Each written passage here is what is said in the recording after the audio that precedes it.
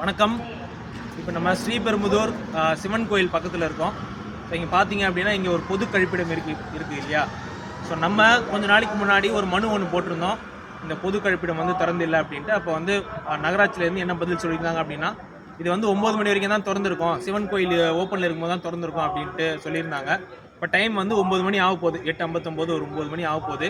இப்போ யாராவது இதை வந்து மூடுறதுக்கு வராங்களா அப்படிங்கிறத நம்ம இப்போ பார்க்க போகிறோம், வெயிட் பண்ணி பார்க்க போகிறோம். யாராவது வராங்களாங்கிறத பார்ப்போம்.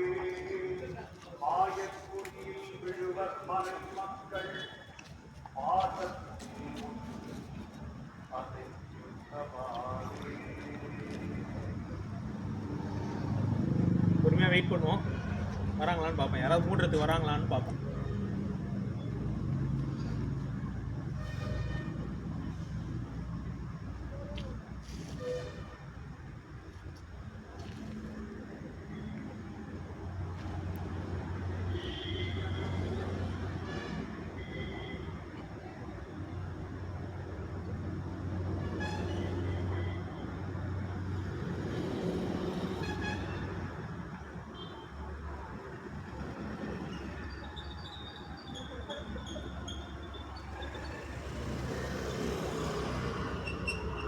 இப்படி நம்ம வெயிட் பண்ணோன்னா வெயிட் பண்ணிட்டே தான் இருக்கணும் கண்டிப்பாக. ஏன்னா மூடுறதுக்கு யாரும் வரப்போகிறதே கிடையாது. ஏன்னா அதுக்கு ஒரு காரணம் இருக்குது, நீங்களே வந்து பாருங்கள்.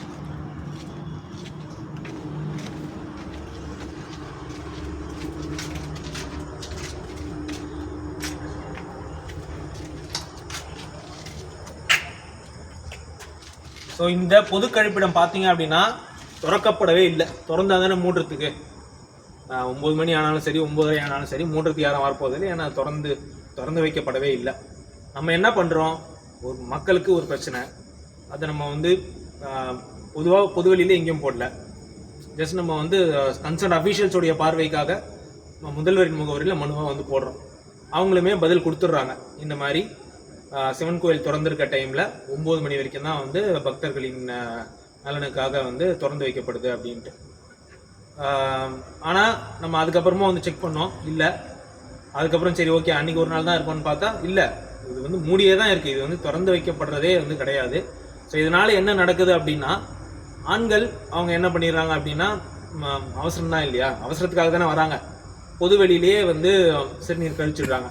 பட் பெண்களால் வந்து அது முடிகிறது கிடையாது. அன்றைக்கி ஒரு நாள் நாங்கள் வந்து இங்கே செக் பண்ண வந்துருந்தப்ப ஒரு வயதான ஒரு பெண்மணி வந்திருந்தாங்க. அவங்க எங்கேயோ தூரத்துலேருந்து வந்திருக்காங்க போல். ஸோ கோயிலுக்காக வந்திருக்காங்க, கோயிலில் தரிசிக்கிறதுக்காக வந்திருக்காங்க சிவனை. ஸோ அவங்க இங்கே வந்துட்டு என்கிட்ட கேட்டாங்க, இங்கே எங்கே ரெஸ்ட் ரூம் இருக்குது அப்படின்ட்டு, கழிப்பிடம் எங்கே இருக்குது அப்படின்னு. நான் சொன்னேன், இதுதான் கழிப்பிடம், ஆனால் இது வந்து திறந்து இது மூடி தான் இருக்குது, திறந்து வைக்கப்படுறது இல்லை அப்படிங்கிறத சொன்னேன்.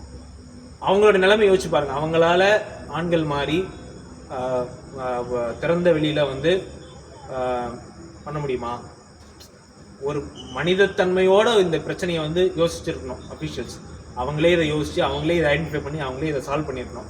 பட் நம்ம அதை சொல்லியும் அதுக்கு ஒரு பொய்யான பதில் கொடுத்தும், அந்த பதிலை வந்து நம்ம வந்து திருப்பி நம்ம அவங்களுக்கு ஹைலைட் பண்ணியுமே வந்து இன்னமும் இப்படியான ஒரு அலட்சியமான ஒரு சூழல் நிலவுறது உண்மையிலேயே இது வந்து ஆரோக்கியமான சமுதாயத்துக்கு இது ஒரு நல்ல அடையாளமே கிடையாது.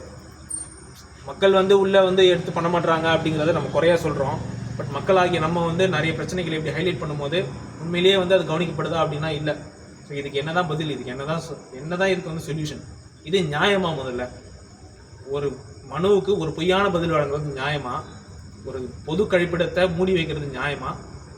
ஒரு பொதுமக்களை வந்து திறந்த வெளியில் வந்து சிறுநீர் கழிக்கிறதுக்கு வந்து தள்ளுற ஒரு சூழல் வந்து நியாயமான சூழலா அப்படிங்கிற கேள்வியை நம்ம முன்வைக்கிறோம். தேங்க்யூ.